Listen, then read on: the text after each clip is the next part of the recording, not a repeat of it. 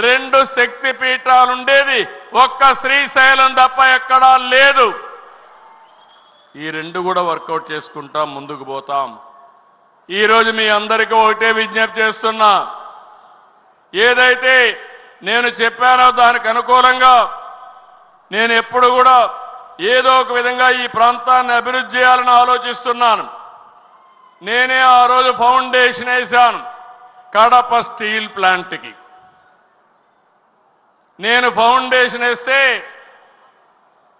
మళ్ళీ వీళ్ళు వచ్చి దాన్ని కొట్టేసి నేనేదో పొడస్తానని మళ్ళా వచ్చి ఇంకో ఫౌండేషన్ వేశాడు.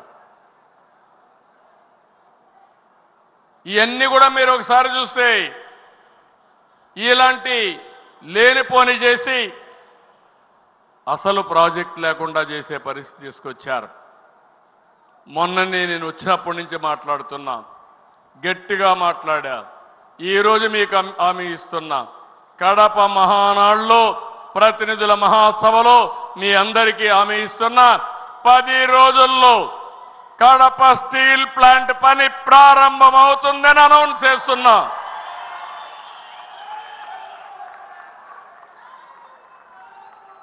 ఫేజ్ 1 4,500 కోట్లు.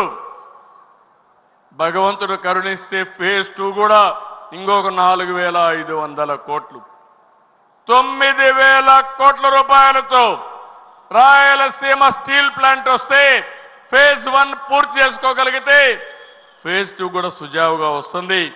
దీనివల్ల 3 MTPA కెపాసిటీతో ముందుకు పోవాలనుకుంటున్నాం.